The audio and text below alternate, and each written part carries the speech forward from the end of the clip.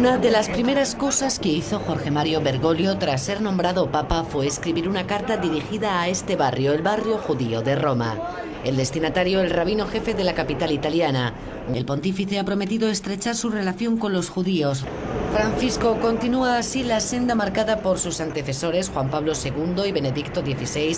hacia una reconciliación entre católicos y judíos. Aunque durante siglos no fueron nada buenas las relaciones entre católicos y judíos, durante esta rueda de prensa en el Vaticano, los representantes de las dos religiones mostraron el enorme progreso que se ha hecho después del Concilio Vaticano II. El texto recuerda que la alianza de los judíos con Dios es válida y por eso la Iglesia no intenta convertirlos. Ahora la clave es concretar cómo colaborar para resolver los problemas de nuestro tiempo. En el documento se enumeran los objetivos: conocernos mejor, colaborar para construir la paz, la justicia, el cuidado de la naturaleza, la reconciliación. Estos son, digamos, los grandes objetivos del diálogo. El texto fue preparado con motivo del 50 aniversario de Nostra Aetate, la histórica declaración del Concilio Vaticano II que puso las bases para el diálogo entre católicos y las demás religiones. Este rabino sugirió que ya su presencia en el Vaticano era por sí misma una prueba del progreso que se ha hecho. También explicó que 25 prestigiosos rabinos ortodoxos acaban de publicar una importante declaración sobre el cristianismo, y la citó textualmente. El cristianismo no es ni un accidente ni un error, sino resultado de la divina voluntad y un don para las naciones. Y pide que, igual que hace este documento de la Comisión Pontificia, trabajemos juntos para abordar los desafíos morales de nuestro tiempo. Como se cumplen justo 50 años de esta declaración histórica sobre la relación del catolicismo con otras religiones, algunos se preguntaban si era el momento de actualizarla. Y aunque ninguno dio una respuesta definitiva, sugirieron que declaraciones como estas son pasos decisivos en el camino que trazó ese documento único.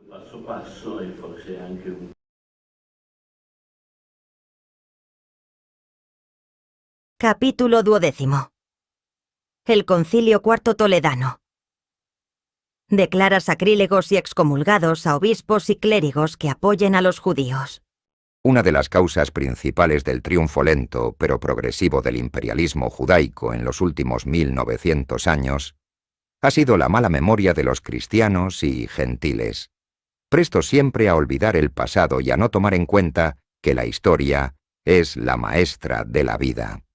Siempre que los judíos, valiéndose de su inmensa habilidad para engañar al prójimo, lograban la confianza de los magnates cristianos, de eclesiásticos y seglares, podían irse adueñando de los puestos de gobierno y adquiriendo gran influencia dentro de la sociedad cristiana. Este poder, adquirido de tal forma, era utilizado por ellos para causar perjuicios a los ingenuos que les habían abierto las puertas y para conspirar con mayores probabilidades de éxito en contra de la Santa Iglesia o de los estados cristianos. Es entonces cuando surgía la reacción defensiva de los sectores amenazados por la bestia desencadenada, los cuales,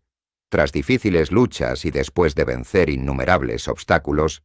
volvían a amarrarla para impedir que siguiera haciendo daño a la Iglesia, al Estado y a la cristiandad. Así vemos que, muerto Recaredo y olvidados los motivos que habían justificado la exclusión de los judíos de los puestos públicos, volvieron a ser admitidos en el desempeño de los mismos y a reincidir en sus malos hábitos, que habían provocado las acertadas sanciones del Concilio III Toledano. De esta forma constituyeron nuevamente un grave problema en el Imperio Gótico. Por ello, lo primero que intentó Sisebuto al ser electo en el año 612 por el voto de los magnates visigodos y la sanción del episcopado, fue poner coto a los abusos de los hebreos, haciendo efectivos los cánones del Concilio III Toledano, que por negligencia o condescendencia de gobiernos anteriores se habían dejado de aplicar en gran parte, prohibiendo también rigurosamente que los judíos pudiesen comprar siervos cristianos. J. Amador de los Ríos afirma al respecto. Sisebuto, firme en su empeño de separar la raza hebrea de la cristiana, quitando a la primera todo poder sobre la segunda, mandaba que fuesen restituidas a la corona todas las rentas, beneficios o donaciones, obtenidas con engaño de los reyes que le habían precedido.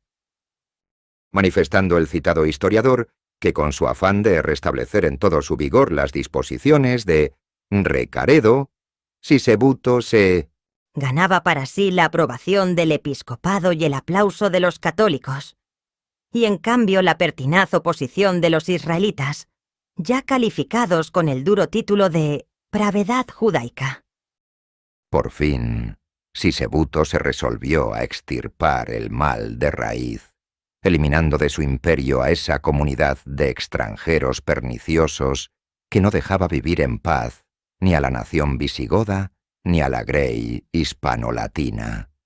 ya que aquellos constituían una constante amenaza para la Iglesia y el Estado. Pronunció fulminante edicto, expulsando de su imperio a todos los dependientes de judíos, pero cometiendo el error gravísimo de exceptuar de esta medida a los que se convirtieran al catolicismo, ya que la mayoría prefirió quedarse, bautizándose. Y como lo ha dicho el escritor hebreo Cecil Rhodes, semejantes conversiones fueron fingidas y tuvieron solo por consecuencia sustituir el judaísmo que practicaban abiertamente como su religión, por un judaísmo oculto o clandestino que después ejercieron en secreto, con lo que se fortaleció su quinta columna, organización mucho más peligrosa que la pública. El historiador jesuita Mariana, hablando de esta conversión general de los hebreos ibéricos, dice que, publicado el edicto de Sisebuto, gran número de judíos se bautizó, algunos de corazón, los más fingidamente, agregando después que los judíos que recibieron las aguas del bautismo para hurtarse del edicto de Sisebuto, al morir éste en 621, volvieron con mayor empeño a abrazar las creencias de sus mayores. La falta de memoria de los gobernantes cristianos, tan desastrosa en sus consecuencias para nosotros y tan útil para los hebreos, hizo que en el curso de la historia, olvidándose los cristianos y gentiles de las lecciones del pasado, reincidieran al tratar de solucionar el terrible problema judío, ordenando la expulsión de la quinta columna, pero dejándoles la válvula de escape de la conversión, con lo que solamente se logró empeorar las cosas, ya que la mayoría prefería quedarse, convirtiéndose falsamente al cristianismo, y engrosar una quinta columna que se volvía cada vez más sutil, más secreta y, por lo tanto, muchísimo más peligrosa. La expulsión de todos los judíos del Imperio Gótico habría solucionado el problema si ésta hubiera sido total, y si no se les hubiera dado a los hebreos la oportunidad de burlarla con las aparentes conversiones. Por otra parte, la expulsión era justificada, ya que el dueño de una casa tiene todo el derecho de despedir a un huésped si éste, lejos de agradecer la hospitalidad recibida, conspira para despojarlo de su propiedad, robarlo o crearle problemas. Es muy significativo al respecto el comentario que hace el judío Graetz en relación con el edicto de expulsión de Sisebuto, al decir que con esta persecución fanática Sisebuto allanó el camino para la disolución del imperio visigodo. Se refiere, indudablemente, al hecho de que la complicidad de los judíos facilitó el triunfo de los mahometanos invasores. La realidad es que desde la conversión de los visigodos al catolicismo y su abjuración del arrianismo, los hebreos no cesaron de conspirar contra el nuevo orden de cosas. Si hubo algún error en Sisebuto o sus sucesores, fue el de no haber expulsado totalmente a los conspiradores extranjeros introducidos en su territorio, los cuales en verdad facilitaron desde dentro la conquista árabe. Sin hebreos en el territorio godo, no se hubiera podido realizar la labor de espionaje, la entrega de plazas y las defecciones en el ejército de don Rodrigo, tal como sucedió. El error de los godos fue haber dejado que se quedaran los judíos en sus tierras, con el subterfugio de la falsa conversión. Siempre es peligroso dejar subsistente cualquier tipo de quinta columna. Es muy importante hacer notar que Sisebuto estaba consciente de la falta de firmeza por parte de los cristianos para seguir una política definitiva en contra de sus enemigos y también de la mala memoria de la gente en relación con las lecciones que la historia les había brindado en el pasado. Por eso hizo lo indecible para impedir que sus sucesores, cayendo presa de los hábiles engaños de la fina diplomacia judaica, fueran a revocar las leyes que en defensa de la Iglesia y del Estado habían promulgado. La legislación que dejó al respecto y que fue perpetuada en el fuero juzgo fue muy especialmente recomendada a sus sucesores por le mismo Sisebuto, para que éstos empleasen todo rigor en la observancia de las leyes antijudías, so pena de verse difamados entre los hombres, y al morir ser lanzados de la grey de los fieles de Cristo y arrojados entre los hebreos para que ardiesen perpetuamente en rabiosas llamas del infierno. Y no andaba tan equivocado Sisebuto, que bien conocía las pertinaces flaquezas de los jerarcas cristianos, ya que apenas murió éste, el nuevo rey Suintila sucumbió rápidamente ante esa hábil diplomacia de los hebreos, que tienen el don supremo de inspirar confianza a sus futuras víctimas, a quienes envuelven con un trato en extremo cordial,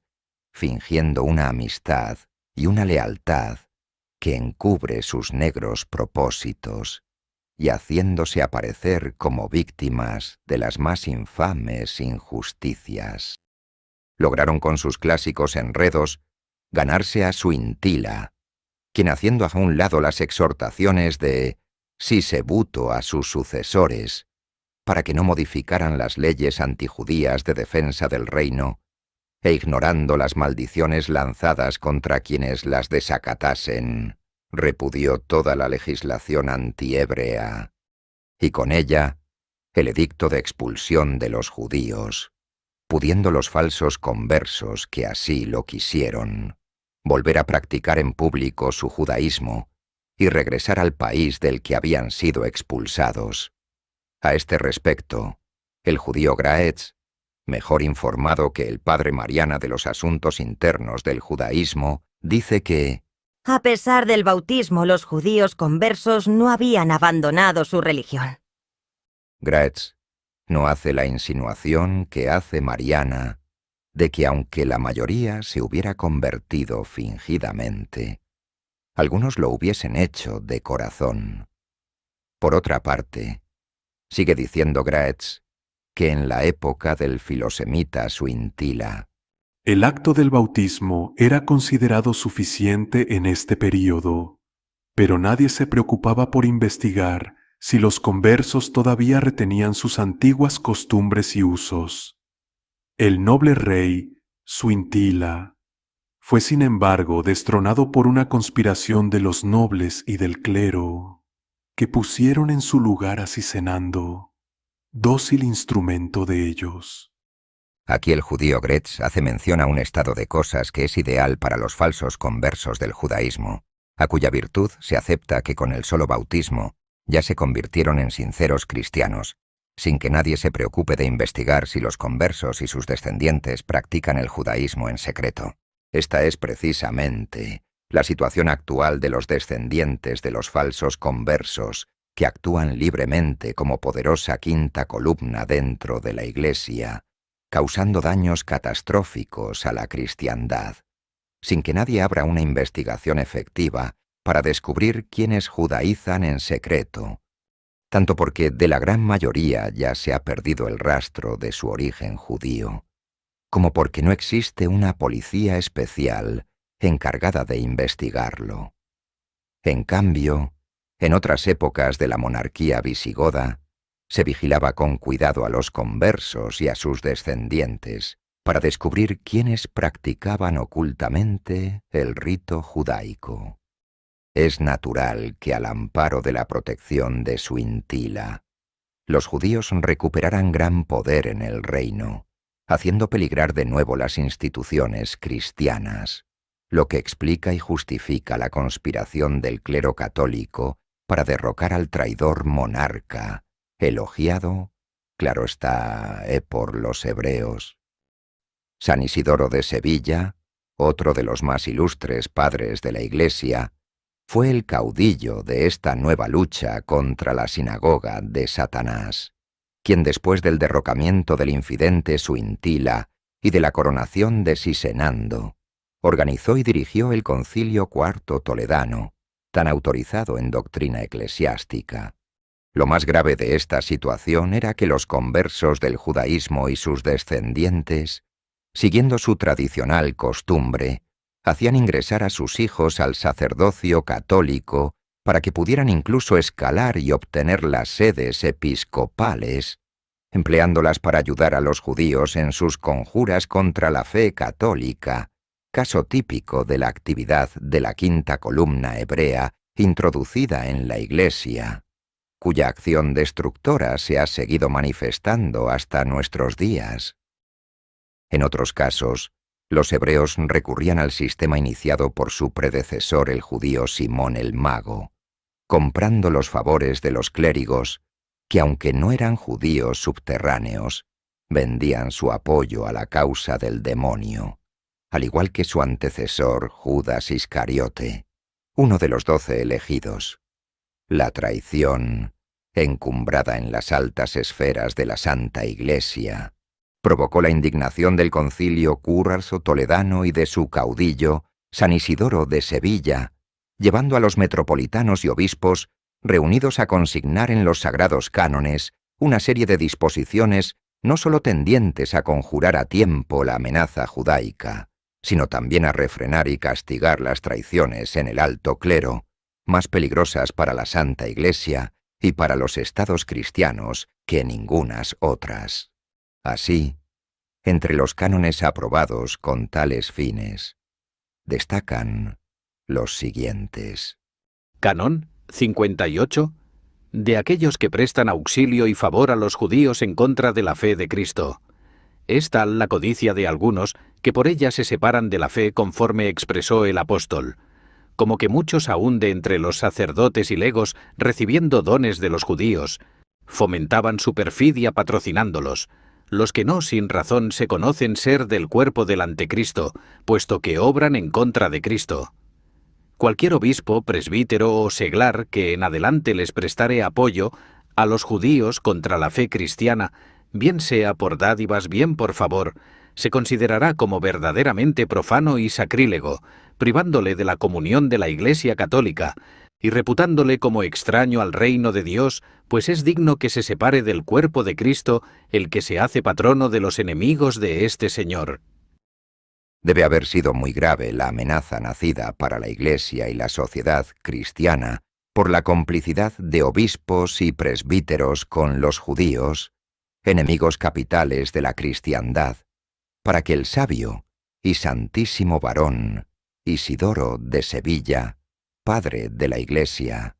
que dirigió el concilio y los metropolitanos y obispos que lo integraron, hayan tenido que denunciar en el canon citado este mal, llamando profanos y sacrílegos a los obispos y presbíteros que ayudaran a los israelitas, sancionándolos al mismo tiempo con la pena de excomunión. Que tomen nota todos estos altos y altísimos dignatarios eclesiásticos,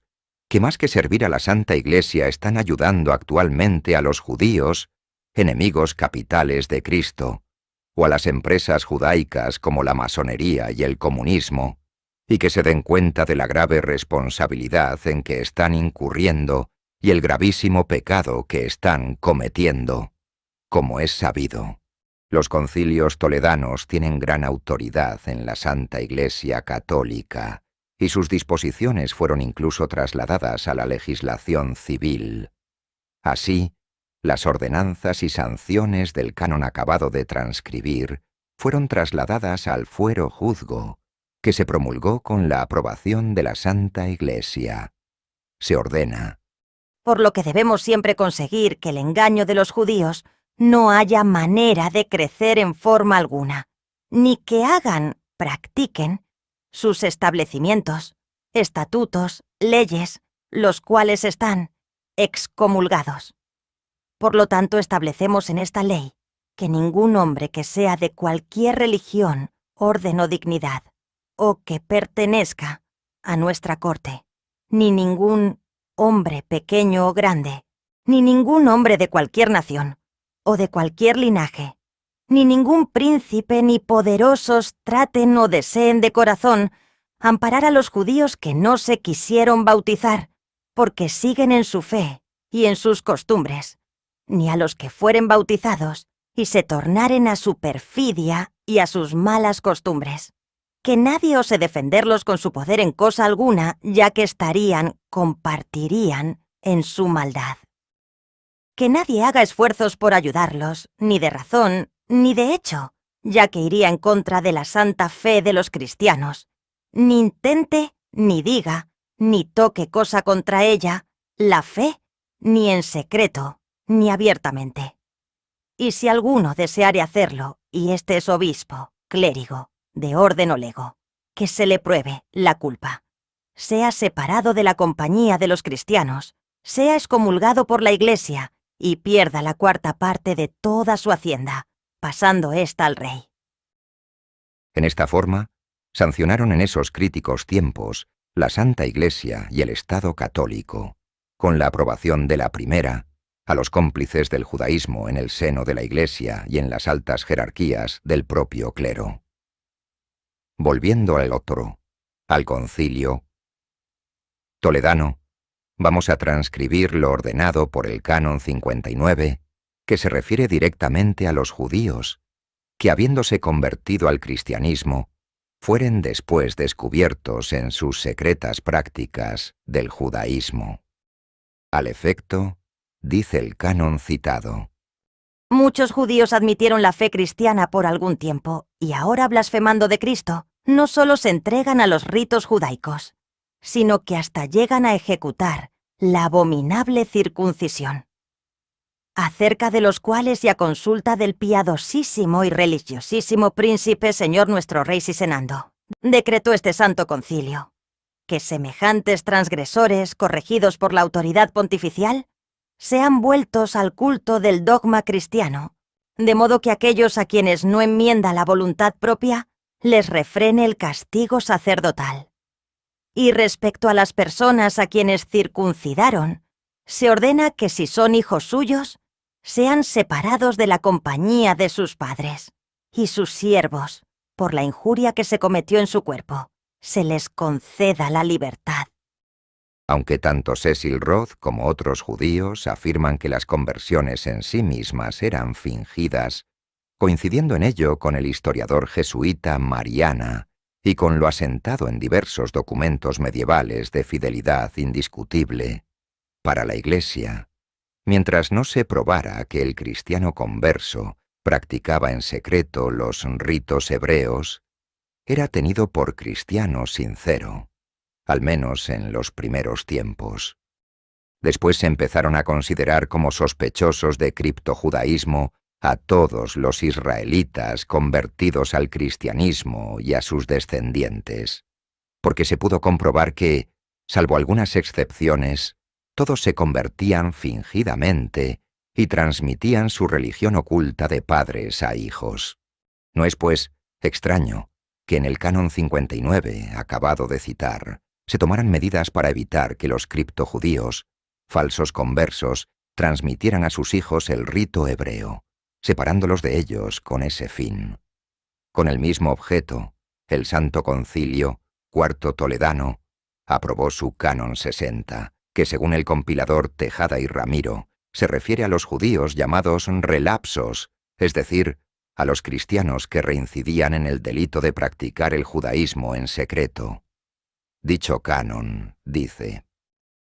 Decrétase que los hijos e hijas de los judíos, con objeto de que no sean en adelante envueltos en el error de sus padres, sean separados de su compañía y entregados o a un monasterio o a hombres o mujeres cristianas que teman a Dios, a fin de que en su trato aprendan el culto de la fe, e instruidos mejor, progresen en adelante en costumbres y creencias. Como se podrá ver, los anteriores cánones iban dirigidos principalmente a destruir la quinta columna judía introducida en la Santa Iglesia, ya sea castigando a los falsos cristianos o tratando de evitar que éstos transmitieran a sus hijos el clandestino rito. Para la Iglesia era, y sigue siendo, peligrosísimo tener en sus filas miembros de la secta judaica disfrazados de buenos católicos que aspiran a destruir al cristianismo, ya que eso significa tener el enemigo dentro, y nadie ha discutido el derecho que tiene toda sociedad humana de extirpar el espionaje de potencias enemigas, mucho menos al deshacerse de los saboteadores. Las medidas tomadas por la Santa Iglesia para defenderse de la infiltración judaica que trataba de desintegrarla por dentro, aunque pudieran parecer muy rígidas, estuvieron completamente justificadas, como lo están las que toman las naciones modernas en este sentido. La historia comprobó que aun cuando el judaísmo público fue expulsado y proscrito en muchas naciones, el criptojudaísmo por sí solo siguió viviendo bajo la máscara del cristianismo. Sin embargo, siempre se creyó muy lógico que el trato de los judíos convertidos con los que seguían practicando públicamente su rito era nocivo, ya que estos últimos podían inducir a judaizar a los primeros. En el canon 62 del Santo Concilio mencionado, se trata de conjurar este peligro. De los judíos bautizados que se reúnen con los judíos infieles. Si pues muchas veces la compañía de los malos corrompe también a los buenos, con cuánta más razón a aquellos que son inclinados al vicio. No tengan pues en adelante trato alguno los hebreos convertidos al cristianismo. Con los que aún conservan el rito antiguo, no suceda que sean pervertidos por ellos, y cualquiera que en lo sucesivo no evitara su compañía, será castigado del modo siguiente, si es hebreo bautizado, entregándolo a los cristianos, y si no es bautizado, azotándolo públicamente. El Canon 64 niega la validez al testimonio no ya del judío público, sino del cristiano criptojudío. Hasta estos momentos la legislación cristiana había venido negando la validez del testimonio de los judíos públicos contra los cristianos. Pero el canon constituye una innovación, pues niega validez también al testimonio del cristiano que practica en secreto el judaísmo. Canon 60. No puede ser fiel para los hombres el que ha sido infiel para Dios. Por lo tanto, los judíos que se hicieron cristianos y prevaricaron contra la fe de Cristo, no deben ser admitidos como testigos, aunque digan que son cristianos. Porque así como son sospechosos en la fe de Cristo, también deben tenerse como dudosos en el testimonio humano. Más lógica no puede ser la argumentación de los padres del concilio, ya que si los judíos mienten en los asuntos de Dios, es lógico que mientan en los de los hombres. Por otra parte, se ve claro que tanto San Isidoro de Sevilla como los metropolitanos y obispos del concilio ya conocían perfectamente las constantes simulaciones y fingimientos en que vivían los falsos católicos criptojudíos. Eso mismo podemos decir hoy en día de tantos que se dicen católicos, pero que actúan como israelitas.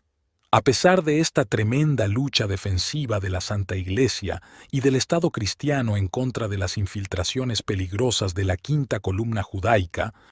debe ésta haber seguido conquistando puestos en el gobierno, sobre todo durante el nefasto reinado del filosemita Suintila, en grado tan peligroso que tanto el monarca católico reinante como el Santo Concilio IV Toledano se decidieron a poner fin a semejante situación, incluyendo en sus sagrados cánones la terminante prohibición de que los judíos pudieran obtener puestos públicos en la sociedad cristiana. Canon 65. por precepto del Señor y excelentísimo Rey Cisenando, estableció este santo concilio, que los judíos o los de su raza no desempeñen cargos públicos, porque con este motivo injurian a los cristianos, y por lo tanto, los jueces de las provincias, en unión de los sacerdotes, suspenderán sus engaños subrepticios y no les permitirán que desempeñen encargos públicos, y si algún juez lo consintiere, será excomulgado como sacrílego, y el reo del crimen de subrepción será azotado públicamente. El Canon 66 llama textualmente a los judíos ministros del Anticristo. Como otro canon ya citado señalaba a los obispos y presbíteros que ayudaran a los hebreos como formando parte del cuerpo del Anticristo. Es digno de notar que el Canon 65 introduce en las leyes de la Santa Iglesia Católica una innovación. Ya no solo se prohíbe el ascenso a los puestos de gobierno de los judíos declarados, sino de todos los de su raza. Esto no debe interpretarse como una discriminación racial, ya que la Santa Iglesia considera a todos los hombres iguales ante Dios sin distinción de raza, pero existiendo la convicción comprobada repetidamente por los hechos de que los cristianos de raza judía, con rarísimas excepciones, practicaban en secreto el judaísmo. Era lógico que se tratara de evitar la infiltración de los criptojudíos a los puestos públicos, como una medida defensiva vital del Estado cristiano, ya que si éste llegaba a ser gobernado por sus enemigos mortales, enemigos capitales también de la Santa Iglesia, ambas instituciones peligrarían gravemente. Cerrar a los judíos militantes o conversos las puertas de la gobernación del Estado no solo era prudente, sino indispensable para salvaguardarlo de la poderosa quinta columna, que en un momento dado podía provocar su hundimiento. Así ocurrió en forma catastrófica cuando un gobernante imbécil, violando todas estas leyes eclesiásticas y las promulgadas por sus antecesores, dio de nuevo a los israelitas la posibilidad de que se adueñaran de los puestos directivos en el Imperio Gótico. Esta ley de seguridad pública es sin duda el precedente de otras más enérgicas y trascendentales que aprobó la Santa Iglesia muchos siglos después. Es justamente hacer notar que San Isidoro de Sevilla, en su lucha contra el judaísmo, escribió 2 libros contra los hebreos, que según el judío Gretz fueron elaborados con esa falta de gusto y de sentido que había sido empleada por los padres de la Iglesia desde un principio en la polémica bélica contra el judaísmo. Es muy natural que a los hebreos no les gusten los libros antijudíos de los padres de la Iglesia, pero es necesario comprender que los israelitas oscurecen la verdad histórica tratando de desprestigiar a los que han combatido, aunque sean varones tan santos, doctos e ilustres como los padres de la Santa Iglesia. Es indudable que si San Isidoro de Sevilla y los metropolitanos y obispos del Concilio IV Toledano hubieran vivido en nuestros aciagos días, habrían sido acusados de antisemitismo o de racismo criminal, no solamente por los judíos, sino también por los clérigos que, pasando por cristianos, están realmente al servicio del judaísmo. Capítulo 13. Condenación de reyes y sacerdotes católicos negligentes en su lucha contra el criptojudaísmo. Como habrá podido observarse, los sagrados cánones del Concilio IV Toledano tenían por objeto destruir definitivamente la quinta columna judaica introducida en la sociedad cristiana, y sus decisiones habrían resultado más efectivas si no hubiera sido por esa ancestral habilidad política y diplomática de los hebreos, simulaciones de perfecta lealtad, argumentaciones falsas y comedias inspiradoras de confianza. Además, han sido muy listos para sembrar la discordia entre los adversarios, con el fin de poder prevalecer sobre todos, aliándose primero con unos para destruir a los otros y luego acabar con sus primeros aliados circunstanciales, con el apoyo de los últimos, aniquilando finalmente a todos. Este ha sido uno de los grandes secretos de sus victorias, y es preciso que lo tomen muy en cuenta los jerarcas religiosos y políticos de toda la humanidad, para que se cuiden de tan maquiavélicas maniobras. Asimismo, es justo mencionar que otra de las causas de los triunfos judaicos ha sido su gran valor para enfrentarse a la adversidad, su resolución de jamás rendirse ante sus enemigos y de combatir a los cobardes en sus propias filas. Estos factores son los que hacen que derrotas que pudieran ser momentáneas se puedan convertir en definitivas. Cobardes como esos los hay en las latas jerarquías de la cristiandad, y ellos han sido los causantes de tantas rendiciones y claudicaciones en los últimos tiempos, e incluso tienen el cinismo de disfrazar su cobardía y su egoísmo con argumentos de pretendida prudencia o espíritu de conciliación, sin importarles que su conducta lleve a pueblos enteros a la esclavitud comunista, diciéndose a sí mismos que la bestia nos deje vivir a gusto a nosotros, aunque los pueblos que dirigimos se hundan. Esa es la suma ratio de sus falsas prudencias y de sus claudicaciones. Si los hebreos obraran como esos eclesiásticos cobardes,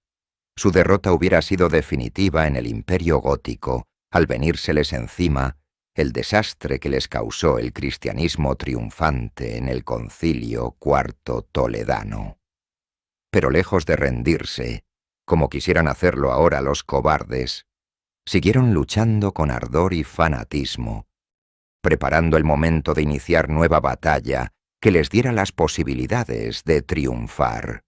Empezaron con su perseverancia habitual por intentar burlar las leyes que para reducirlos a la impotencia aprobó el Santo Concilio IV Toledano. Apoyaron el espíritu de rebelión de los nobles contra el rey, lo agravaron con sus intrigas, y cuando los ánimos estaban ya bien exaltados, se presentaron como eficaces sostenedores de las pretensiones de la nobleza rebelde. Mientras el rey, la Santa Iglesia y la aristocracia visigoda permanecieran unidos, los judíos no podrían vencerlos. Era, pues, preciso quebrantar esa unidad y dividir al enemigo para debilitarlo. La cosa no era difícil, dada la tendencia frecuente de los nobles a rebelarse contra el poder real. Los judíos explotaron esa tendencia, aprovecharon las fricciones ocurridas para agrandar las pugnas y fueron logrando progresivamente sus objetivos, empezando por obtener, antes que nada, la protección de ciertos aristócratas que les permitiera burlar la ejecución de los cánones toledanos y de las leyes promulgadas por el monarca, ya que los nobles engañados por la falsía judaica habían caído en la trampa al considerar a los hebreos como aliados muy útiles en su lucha contra el rey. Tal cosa la obtuvieron, sobre todo, los judíos conversos y sus descendientes que aparentaban ser fieles cristianos, pudiendo así ganarse más fácilmente la confianza de la aristocracia visigoda. El historiador hebreo Graetz comenta: estas resoluciones del Concilio IV de Toledo y la persecución de Sisenando contra los judíos conversos no parece haberse llevado a cabo toda la severidad proyectada. Los nobles hispano-visigodos fueron tomando a los judíos más y más bajo su protección, y contra aquellos la autoridad real carecía de fuerza. Se ve, pues, que los judíos conversos pudieron hábilmente encontrar el punto débil del imperio visigodo y explotarlo con gran eficacia, como supieron hacerlo 1000 años después en Inglaterra, donde se abrieron paso hacia la conquista de la nación, explotando y hasta agudizando las pugnas de los nobles parlamentarios en contra del monarca. En medio de crecientes luchas intestinas que empezaron a debilitar gravemente el heroico imperio visigodo, subió al poder Chintila, a principios de cuyo reinado se reunió el Concilio IV Toledano. La falta de perseverancia de los no judíos en su lucha contra el enemigo capital seguía siendo una enfermedad crónica que facilitaba los progresos de este último, aun en el caso de los monarcas católicos visigodos, tan conscientes de la amenaza judía y deseosos de extirparla. Por eso fue necesario que los metropolitanos y obispos, reunidos en el concilio, trataran de poner remedio a estos males, expresando en su canon tercero. Parece que al fin, por la piedad y potencia superior, se reducirá la inflexible perfidia de los judíos,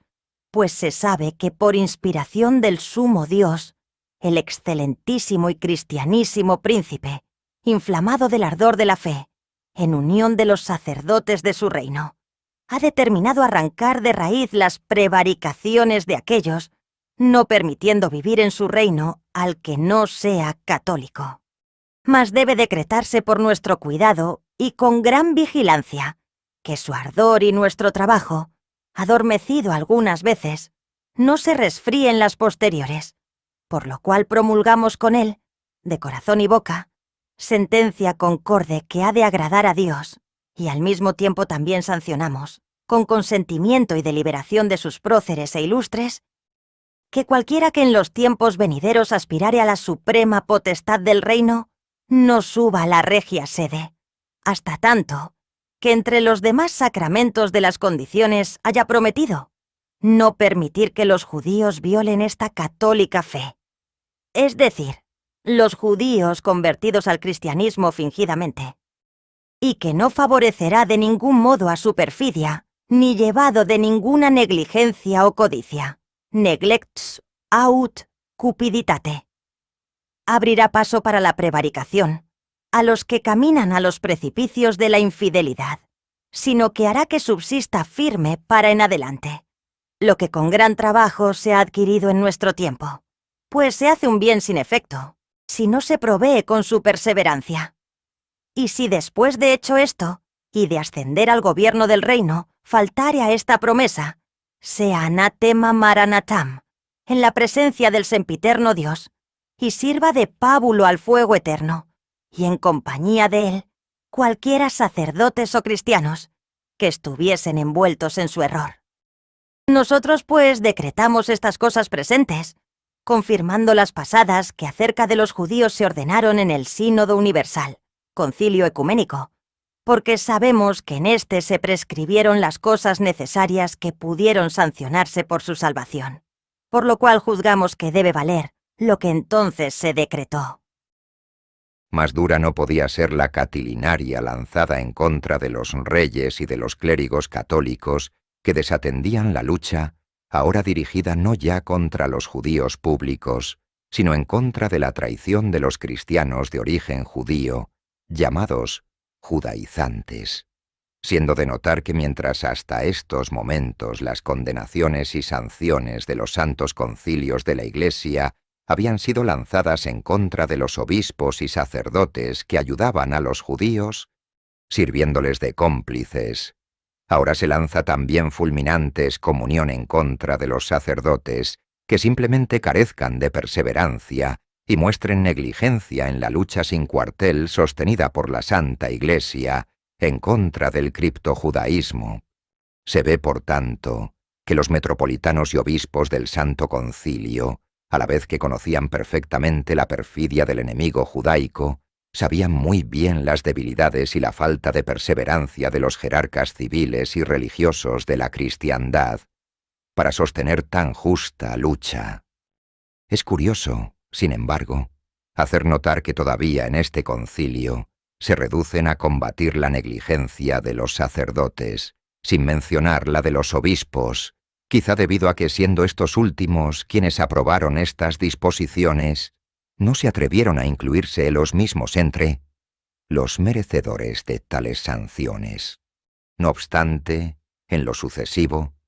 debió haber sido tan grave la negligencia de los propios prelados que en el posterior concilio ellos mismos tronaron indignados contra los culpables, como antes habían declarado sacrílegos y excomulgados a los obispos que ayudaban a los judíos en perjuicio del cristianismo.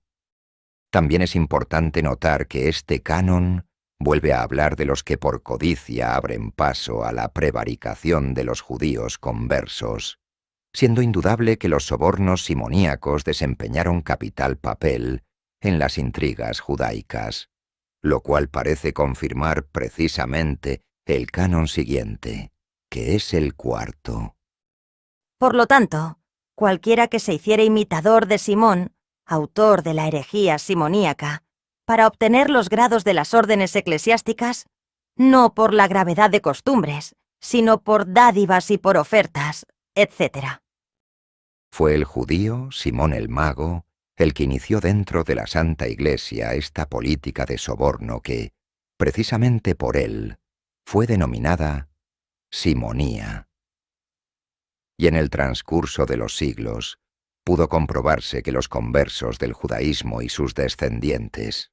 ya infiltrados en el orden sacerdotal y en las jerarquías de la Santa Iglesia, habían aprendido muy bien a su antecesor Simón el Mago,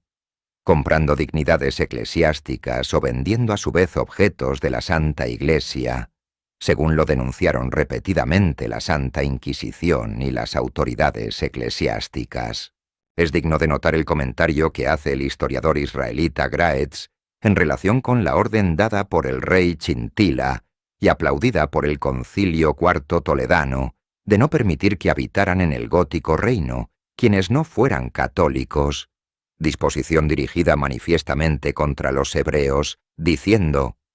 Por segunda vez los judíos fueron obligados a emigrar, y los conversos, quienes eran fieles al judaísmo en el secreto de su corazón, fueron obligados a firmar una confesión, obligándose a observar y obedecer a la religión católica sin reservas. Pero la confesión así, firmada por hombres cuyas sagradas convicciones eran ultrajadas, no fue ni podía ser sincera. Ellos esperaban resueltamente mejores tiempos, en que ellos pudieran estar en posibilidad de arrojar la máscara, y la constitución de la monarquía electiva del Imperio visigodo hizo eso posible. La situación presente solo duró los 4 años, 698-432, del reinado de Chintila. Más claro no podía hablar el historiador hebreo sobre el falso cristianismo de los judíos conversos y la nula validez de sus confesiones y promesas. Sigue diciendo Graetz que los judíos convertidos al cristianismo y que violaron la promesa de no practicar el rito hebreo y de ser sinceros cristianos, fueron sancionados por Chintila a ser muertos por medio del fuego o de pedradas. El historiador J. Amador de los Ríos señala los resultados prácticos de todas estas medidas. Llamar debe, no obstante, la atención que esta excesiva severidad de los legisladores no fue bastante a reprimir la impaciencia de los hebreos. Cuando no andados aún 15 años, reinando Receswinto, se veían los padres forzados a repetir el mandato que obligaba al rey electo a jurar que defendería la fe contra la perfidia judaica. Este acuerdo fue tomado por el Concilio VIII de Toledo en su Canon 10. Como dijo Graetz, al morir Chintila los hebreos lograron, merced al carácter electivo de la monarquía, un cambio favorable a sus intereses con el nuevo monarca electo, lo que prueba una vez más ese mal crónico que padecemos los cristianos, y también los gentiles, de ser incapaces de sostener una conducta firme y continuada frente al enemigo, a través de las distintas generaciones de gobernantes. Entre nosotros los cristianos y también entre los gentiles, hay tal afán de innovación entre los gobernantes, que lo que hace uno es desbaratado por el siguiente, no siendo posible que se continúe una política uniforme frente al judaísmo, y aunque es indudable que los hebreos influyen bastante en esos cambios de política, muchas veces es nuestra propia inconstancia y nuestra falta de perseverancia la principal culpable. Muy interesante. Resulta un memorial de tiempos de Recesvinto, enviado a éste por los judíos conversos y sus descendientes toledanos, en el que pedían que pues los reyes Sisebuto y Chintila les habían obligado a renunciar a su ley,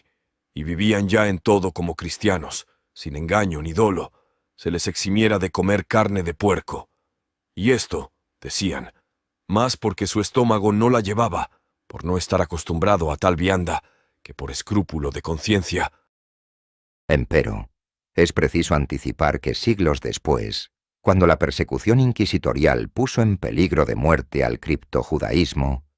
los cristianos que judaizaban en secreto tuvieron muy a su pesar que comer la carne de cerdo, ya que los inquisidores, y en general todas las gentes, consideraban sospechoso de judaísmo secreto al cristiano que se abstuviera de comer carne de puerco. Así juraba hacerlo solo por repugnancia. Desde entonces, hasta nuestros días, se suprimió en el judaísmo subterráneo la prescripción religiosa de abstenerse de tal vianda, con el fin de no inspirar sospechas a sus vecinos. Por eso un judío clandestino en la actualidad come de todo y nadie sospecha que es hebreo por esta razón de alimentos.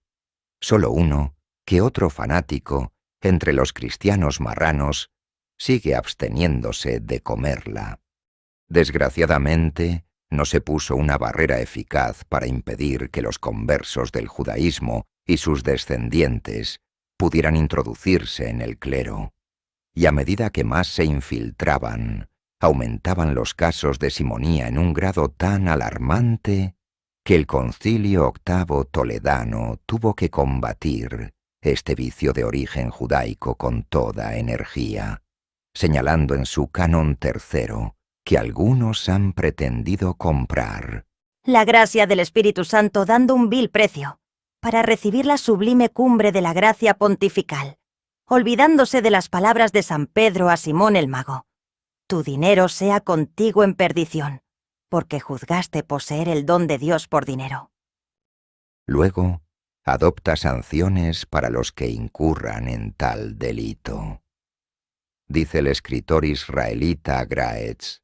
que dándose cuenta el rey de que los nobles levantiscos del país otorgaban a los judíos su protección y que permitían a los conversos practicar el judaísmo, promulgó un decreto prohibiendo a todos los cristianos proteger a los judíos secretos, imponiendo penas a los que violaran tal mandato, y concluye: pero estas medidas y precauciones no obtuvieron el resultado deseado. Los judíos secretos, o como eran oficialmente llamados, los cristianos judaizantes, no podían arrancar el judaísmo de sus corazones. Los judíos españoles, rodeados como estaban por el peligro de muerte, de antaño aprendieron el arte de permanecer fieles a su religión en lo más recóndito de su corazón y de escapar de las agudas miradas de sus enemigos. Ellos seguían celebrando las festividades judías en sus hogares, despreciando los días de fiesta instituidos por la Iglesia. Deseosos de poner fin a tal estado de cosas, los representantes de la Iglesia aprobaron un decreto, año 655, que tenía por objeto privar a esta infortunada gente de su vida hogareña. Ellos fueron de allí en adelante obligados a pasar los días de fiesta judíos y cristianos bajo las miradas del clero, con el objeto de obligarlos a desatender los primeros y a observar los segundos. Aquí el historiador israelita antes citado olvida todo subterfugio y llama Ster y Diem a los cristianos de raza judía por su verdadero nombre: judíos secretos o cristianos judaizantes, es decir, judíos que practican el judaísmo en secreto, dando muy interesantes detalles de cómo celebraban las fiestas hebreas en lo íntimo de sus hogares, ya que por ser cristianos en apariencia no podían hacerlo en sinagogas ordinarias. Al mismo tiempo, este ilustre historiador judío explica el porqué de la decisión del Concilio IX de Toledo, obligando a los conversos a pasar los días de fiesta judíos y cristianos bajo la vigilancia del clero católico. El Canon 17 del Concilio IX, toledano, al que visiblemente se refiere Graetz, dice textualmente: al mismo tiempo, este ilustre historiador judío explica el porqué de la decisión del Concilio IX de Toledo, obligando a los conversos a pasar los días de fiesta judíos y cristianos bajo la vigilancia del clero católico. El Canon 17 del Concilio IX, toledano, al que visiblemente se refiere Graetz, dice textualmente: Que los judíos bautizados celebren los días festivos con los obispos, que los judíos bautizados en cualquier lugar o tiempo puedan reunirse, pero mandamos que en las fiestas principales consagradas por el Nuevo Testamento y en aquellos días que en otro tiempo juzgaban ellos en observancia de la antigua ley, que eran solemnes, se congreguen en las ciudades y en las juntas públicas, en unión de los sumos sacerdotes de Dios, para que el pontífice conozca su vida y fe, y sea una verdad su conversión. Este canon hace ver que los obispos del concilio seguían con fundamento, desconfiando de la sinceridad del cristianismo de los judíos convertidos a nuestra santa fe. Muerto Recesvinto, fue electo en su lugar Wamba, y los judíos aprovecharon de nuevo las discordias de la nobleza para tratar de cambiar a su favor el orden de cosas existentes. José Amador de los Ríos, refiriéndose a que el Concilio Diezis Toledano casi no se había ocupado de los hebreos, comenta: Creyeron tal vez los legisladores eclesiásticos en la sinceridad de la casi universal conversión de los hebreos, esperando que, reducidos todos al cristianismo, terminase felizmente la íntima lucha que con ellos mantenían. Pero fue vana su esperanza. No bien había ocupado Wamba la silla de Recaredo, cuando la rebelión de Hilderico y de Paulo les dio ocasión de manifestar su no extinguida ojeriza, poniéndose abiertamente de parte de los amotinados. Tornaron con esto al imperio visigodo, principalmente a las comarcas de la Galia gótica, en el sur de Francia, donde había tomado cuerpo la rebelión. Muchas familias hebreas de las que habían sido lanzadas del reino desde los tiempos de Sisebuto. Mas vencidos y aniquilados en Nimes los revoltosos, hiciéronse repetidos edictos para castigo y escarmiento de los judíos, quienes fueron nuevamente arrojados en masa de la referida Galia gótica. El padre jesuita Mariana también afirma que después de la derrota de los rebeldes, hiciéronse nuevos edictos contra los judíos, con que fueron echados de toda la Galia gótica. Pero el judío Graetz nos da más interesantes datos al respecto, cuando nos informa que muerto Recesvinto. Los judíos conversos tomaron parte en una revuelta contra su sucesor, Wamba, 662-680. El conde Hilderico, gobernador de Septimania, una provincia de España, habiéndose rehusado reconocer al recién electo rey, enarboló la bandera de la revuelta. Y con el fin de ganar partidarios y recursos, él prometió a los judíos conversos un lugar donde ganar partidarios y recursos. Él prometió a los judíos conversos un lugar donde refugiarse con libertad religiosa, en su propia provincia. Y ellos, aprovechando la invitación, acudieron en gran número. La insurrección de Hilderico de Nimes asumió grandes proporciones, y en principio abrigó esperanzas de una exitosa victoria, pero los insurgentes fueron finalmente derrotados. Wamba apareció con un ejército frente a Narbona, Francia, y expulsó a los judíos de esa ciudad. Por más que se la quiera vigilar, la quinta columna aprovecha siempre la primera oportunidad para echar abajo el régimen cuya existencia no le conviene, siendo evidente una vez más que las discordias y las ambiciones personales han brindado a los judíos la oportunidad de encumbrarse. Por fortuna, en este caso, el conde rebelde perdió la batalla, sin conseguir la modificación del orden de cosas imperante, lo cual hubiera sido fatal para la Iglesia. Gracias a esto, logró el cristianismo un triunfo completo sobre el judaísmo y sus ocasionales y egoístas aliados. Sin embargo, al mismo tiempo que se lograba decisiva victoria sobre el enemigo visible y franco, se iba perdiendo lentamente terreno frente a la quinta columna, ya que a medida que más arraigaba la infiltración judía en el seno de la Santa Iglesia, más se agudizaba la simonía, vicio de origen judaico propagado por los falsos conversos del judaísmo y por sus descendientes infiltrados en el clero. El Concilio XI de Toledo celebrado bajo el reinado de Wamba, en su canon 9, insiste en la represión de la simonía, pugnando por impedir los ardides de que se valen los que tratan de comprar la dignidad de obispo, tan ambicionada por los judíos quintacolumnistas. Capítulo 14. La Iglesia combate al criptojudaísmo. Excomunión de obispos negligentes. Hacía ya medio siglo que se había realizado la gran conversión al cristianismo de los judíos del Imperio Gótico, y 3 décadas de lo que el historiador Amador de los Ríos llama la casi universal conversión.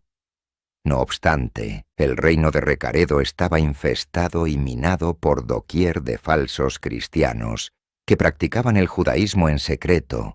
y conspiraban en las sombras por aniquilar a la Iglesia y al Estado. La situación era tan grave que en el año de 681, primero del reinado de Hervigio, de común acuerdo el respetable clero católico y el monarca, elaboraron una legislación civil a la vez que eclesiástica, con el fin de destruir la quinta columna introducida por el judaísmo en la cristiandad. En ella se castigaba severamente a todo aquel que, siendo cristiano, practicara ocultamente los ritos y costumbres hebreas, así como a quienes apoyaran o encubrieran en alguna forma a estos falsos cristianos, sin exceptuar a los obispos que se hicieren culpables de tales faltas. Primero fue aprobada esta legislación por el monarca, con la colaboración de miembros destacados del clero, y posteriormente fue presentada a la consideración del Concilio XII de Toledo, en el que metropolitanos y obispos, con su autoridad eclesiástica, la aprobaron plenamente y la incluyeron en los cánones del referido Santo Sínodo. Para poder comprender los fundamentos de los cánones de los concilios de la Santa Iglesia, tanto ecuménicos como provinciales,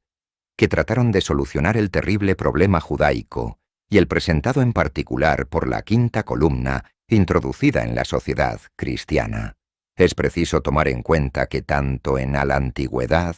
como en nuestros días,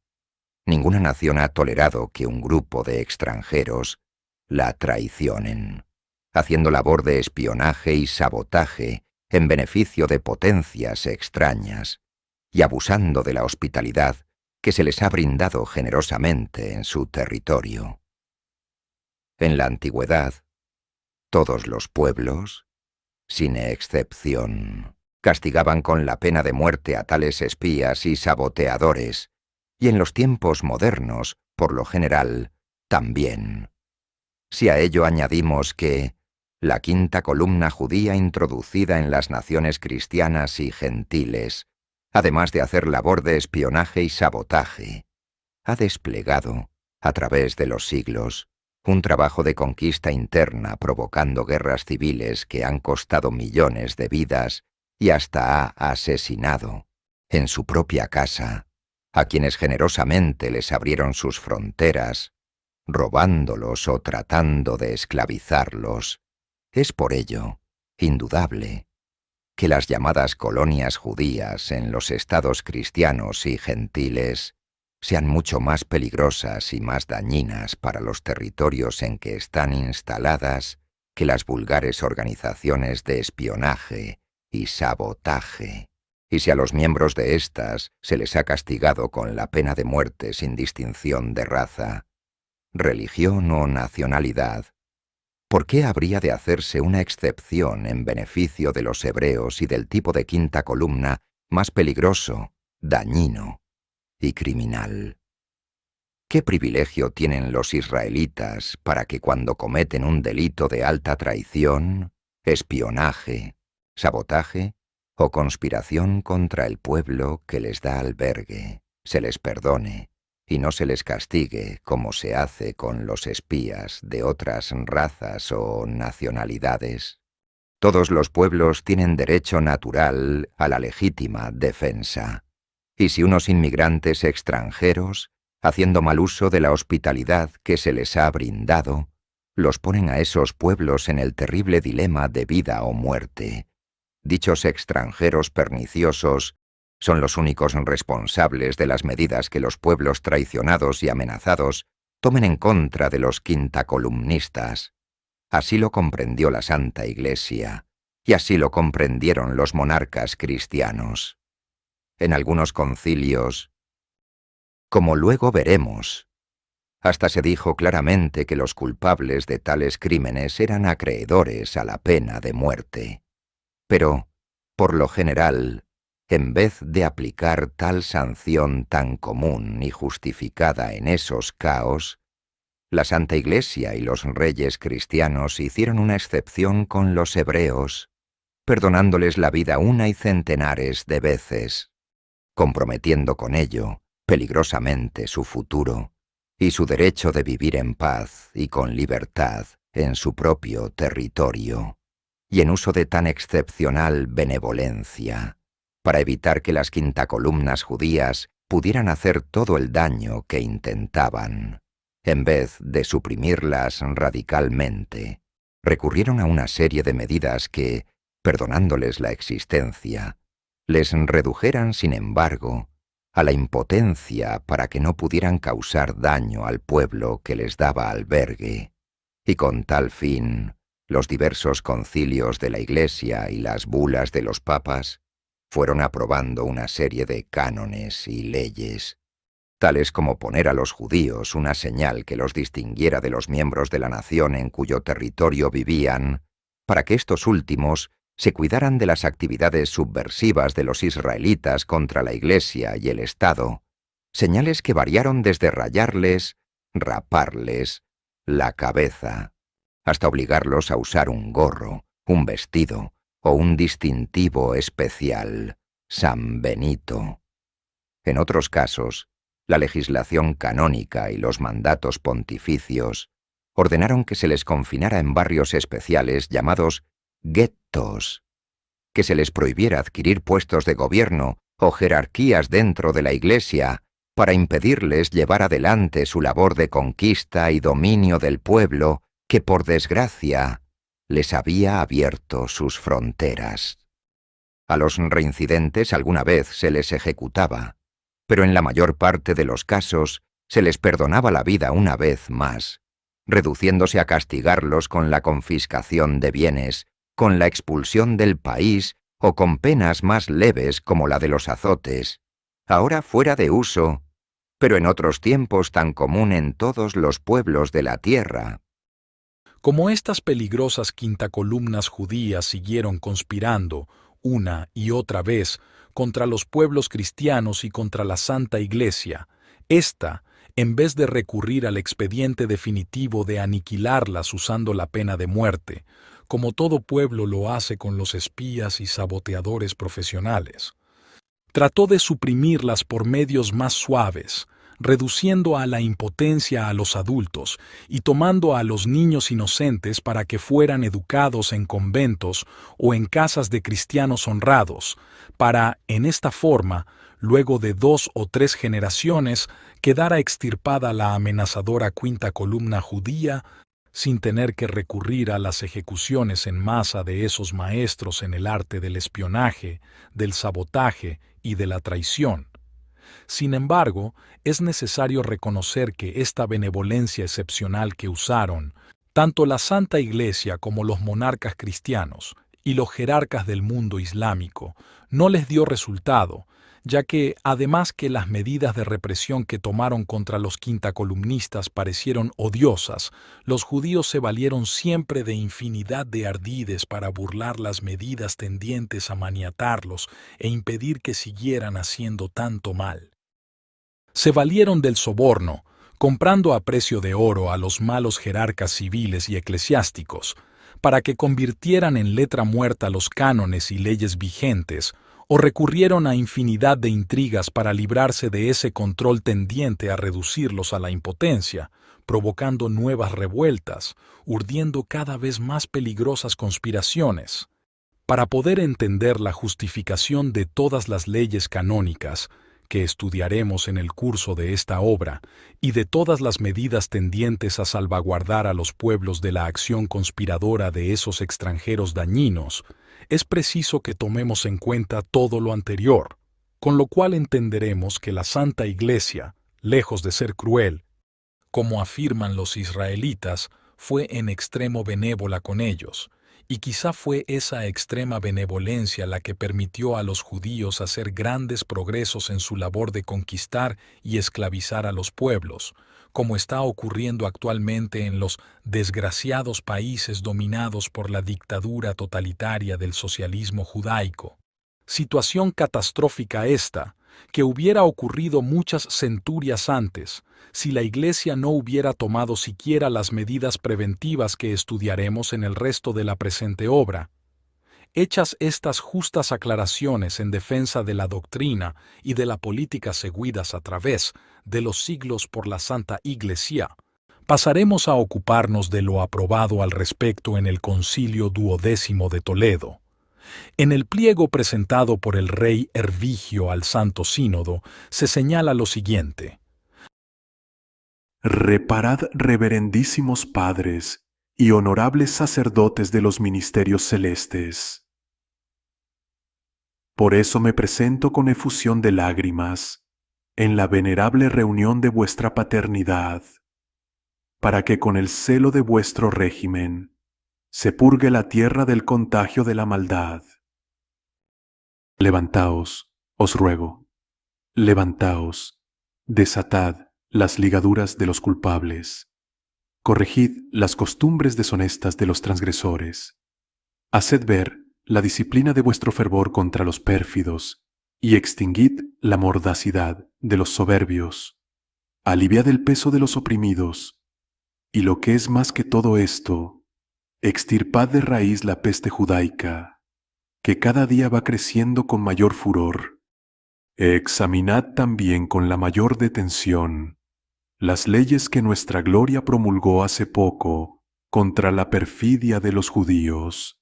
Añadid a ellas vuestra sanción y reunidlas en un solo estatuto para refrenar los excesos de los mismos pérfidos.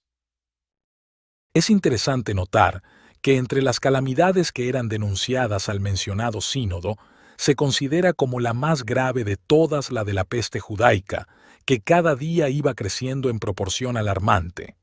En el canon 9 de dicho santo concilio se consignó la legislación aprobada por éste en contra del criptojudaísmo, es decir, contra los hebreos que vivían cubiertos con la máscara de un falso cristianismo, a quienes tanto el monarca como el sínodo llaman ya judíos, a secas, dada la seguridad que se tenía que los descendientes de los conversos del judaísmo practicaban en secreto la religión hebrea.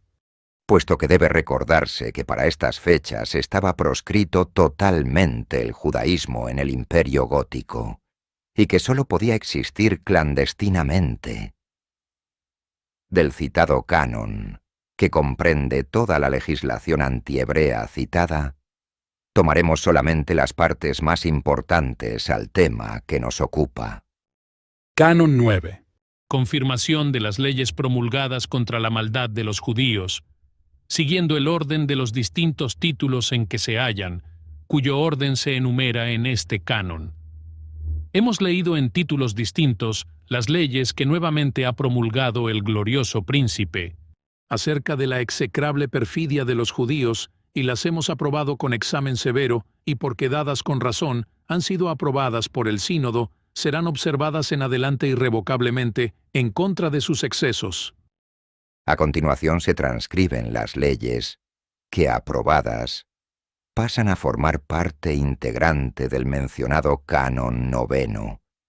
destacando por su interés las siguientes disposiciones. La ley 1 habla de que la gran perfidia de los judíos y sus oscuros errores se vuelven muy sutiles y se acrecientan en sus malas artes y engaños, ya que fingían ser buenos cristianos y trataban siempre de eludir las leyes que prohibían su clandestino y subterráneo judaísmo. Las leyes 4ª y 5ª castigan a los criptojudíos que celebran los ritos y festividades hebraicas y pretenden apartar a los cristianos de la fe en Cristo. No se trata aquí de castigar los ritos o ceremonias de una religión extraña, sino de castigar a los falsos cristianos que, a pesar de su simulación, en secreto practican el judaísmo. Las medidas represivas son, por lo tanto, tendientes a destruir la quinta columna, hebrea, introducida en el seno de la Santa Iglesia y del Estado cristiano. La ley novena les prohíbe hacer labor subversiva en contra de la fe cristiana, imponiendo fuertes castigos a quienes lo hagan. Además, este ordenamiento ya castiga a los cristianos que los encubran y ayuden. A este respecto, dice: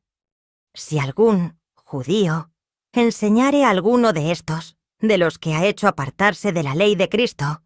donde esconderse y lo encubriere él, el judío en su casa, o bien si él, el judío, lo acogió al que ha hecho apartarse de la ley de Cristo. Reciba cada uno de ellos, el judío y el que huye. 100 azotes y el rey confisque sus bienes y sean desterrados para siempre. Terrible castigo contra los que ayudaban a los hebreos encubriéndolos, con los cual pensaban los obispos del concilio y el mismo monarca terminar con aquellos que ayudan a los judíos, sirviéndoles de cómplices en su lucha contra la cristiandad. Es evidente que ahora más que nunca se necesita que se hagan efectivas las disposiciones de este sagrado canon, porque sólo así tendremos esperanzas de vencer a la bestia judaico, comunista, cuyos triunfos son posibles debido al entreguismo de quienes, diciéndose cristianos, ayudan a judíos y comunistas, facilitando su victoria. La ley décima sigue fulminando y sancionando a quienes ayuden al judaísmo, sin distinción de clase y jerarquía, diciendo entre otras cosas: De ahí que si algún cristiano, de cualquier linaje que sea, o de cualquier dignidad o de cualquier orden que sea, ya sea varón, o clérigo o lego, que tomare algo de comer o algún regalo por ayudar contra la ley de Cristo a algún judío o a alguna judía, o bien recibiere de ellos o de sus enviados cualquier regalo que sea, o empezare a no defender y sostener los preceptos de la ley de Cristo, de alguna cosa que haya recibido de ellos. Todos aquellos que actuaren movidos por los regalos o dádivas, o bien encubrieren la falta de algún judío si la saben, o si cesaren de escarmentar su maldad de alguna manera, que sufran los que encubren los mandamientos de los santos padres que están en los decretos, y paguen a la tesorería del rey el doble de lo que recibieron del judío o de la judía, si les fuere probado. Se ve, en efecto, que los judíos han sido siempre maestros en el arte de comprar, a precio de oro, la complicidad de los cristianos y gentiles, sacerdotes o seglares, y que éstos han padecido con frecuencia el mal crónico de venderse a la sinagoga de Satanás. Las embajadas y legaciones de Israel en distintos países del mundo han estado haciendo sospechosas invitaciones a arzobispos y destacados dignatarios de la Iglesia católica, a quienes han seducido con un interesante viaje a Tierra Santa, con todos los gastos pagados y un itinerario hábilmente confeccionado, como los de esos viajes a la Unión Soviética. Esto lo estaban haciendo en vísperas del actual Concilio Ecuménico Vaticano II. Y con ello, según hemos sabido, tratan de comprar su adhesión a la ponencia de condenación del antisemitismo, que la Judería Internacional tiene preparada para que sus agentes quintacolumnistas en el concilio la hagan aprobar. Esperamos que este tipo de soborno, viajes pagados a Palestina, fracase y que ningún sucesor de los apóstoles incurra en el pecado de Judas de venderse por 30 monedas de plata. Siempre preocupó a las jerarquías de la Santa Iglesia encontrar las causas que encadenaban al criptojudaísmo, tanto a los conversos como a sus descendientes. Una de ellas fue localizada en los libros judaicos, que estos falsos cristianos leían en la clandestinidad y cuyas enseñanzas transmitían de padres a hijos. La Ley 11 se propone castigar severamente este delito, ordenando entre otras cosas que si algún judío leyere los escritos de los judíos, los cuales contradicen la fe de Cristo, o aquellos libros fueren hallados en casa de algún judío, o los escondiera y se le descubrieran, que le rapen la cabeza y reciba 100 azotes y haga sobre ello un escrito con testigos, en el que mencione que nunca más los volverá a leer o tener. Y si después de hecho el escrito señalado hiciere lo que nosotros defendemos, prohibimos, además de las penas dichas, pierda toda su fortuna y sea echado de la tierra, de los dominios del rey, por siempre. Y si reincidiera, el rey dará toda su fortuna a quien quisiere de sus varones. Y si algún maestro fuere hallado enseñando tal error, judaizando, y si volviera a enseñar esto que nosotros prohibimos, pierda toda su fortuna en favor del rey, y rápenle la cabeza y reciba 100 azotes y sea echado de la tierra por siempre. Quedarán libres, sus discípulos, de esas penas cuando fuere probado que son menores de 12 años. Y si tuvieran más de 12 años y leyeran aquellos errores, sufran la pena, el tributo y los azotes que sus maestros han de padecer en esta nuestra Constitución. Se ve, por consiguiente, que con esto se hacía un esfuerzo supremo para impedir que los falsos cristianos transmitieran de padres a hijos su criptojudaísmo, por medio de la enseñanza de su doctrina y de los libros clandestinos. Al mismo tiempo, se hace un vano intento de lograr que los culpables no reincidan, por medio de una promesa formal hecha por escrito ante testigos de que no lo harán, promesa inútil, ya que los hebreos en estas como en otras ocasiones nunca han cumplido sus promesas ni sus pactos solemnes, según lo demostraron los hechos en los años siguientes. La Ley 12 estableció que si algún judío, por astucia y por engaño, o por miedo de perder sus bienes, dijere que sostiene las costumbres de la ley de los cristianos, y cumpliere, de dicho, de palabra, la ley de Cristo, y dijere que no liberará a sus siervos cristianos, porque es cristiano. Nosotros ya hemos explicado de qué manera es conveniente que afirme lo que dice, para que de allí en adelante no pueda engañar ni falsificar en lo que dice. Y por consiguiente, establecemos de común acuerdo que todos los judíos que estén en las provincias de nuestro reino puedan vender a sus siervos cristianos tal como les mandamos en la ley de arriba, la que está antes de esta. Y si ellos, los judíos, quisieran tenerlos, a los cristianos, consigo, afirmen los judíos, de la manera que nosotros explicamos en este libro, que se han hecho cristianos, ya que les dimos tiempo para que no caiga sospecha sobre ellos y para que se deshagan de todo engaño. Y les dimos 60 días desde el primer día de febrero hasta el 1 de abril de este año, y que nunca retornen a su antigua infidelidad y a todos sus otros pactos, tal como nosotros hemos explicado en este capítulo, bajo tal condición que profesen y declaren de palabra la fe cristiana, y que no tengan otra cosa en el corazón, sino solo lo que dicen por la boca, y que no tengan ninguna oportunidad de mostrar por fuera que no son cristianos, y ocultar en sus corazones el judaísmo. Y el que de ellos se dijere cristiano, después de haber hecho el testimonio, y después de haber jurado, y por sí mismo retornare a la ley de los judíos, y la creyere, y abandonare lo que juró, y no lo cumpliere, y jurare por el nombre de Dios en falso, y se tornare a la infidelidad del judaísmo, confísquenle todos sus bienes, y que pasen al rey, y reciba el judío 100 azotes, y rápenle la cabeza, y sea desterrado. Con esta disposición, que formó parte de la citada legislación aprobada y confirmada por el Canon 9 del Santo Concilio Duodécimo Toledano, los metropolitanos y obispos del Santo Sínodo trataban de evitar que los judíos, cubriéndose con la apariencia del cristianismo, pudieran tener bajo su dominio a siervos cristianos, dándoles la oportunidad de que vendieran sus siervos, sin siquiera expropiárselos. Sin embargo, dadas las precauciones extremas que tomaron tanto los prelados como el rey cristiano, se ve claramente que con tal de conservar sus siervos cristianos, los israelitas fingían ser leales a la fe de Cristo,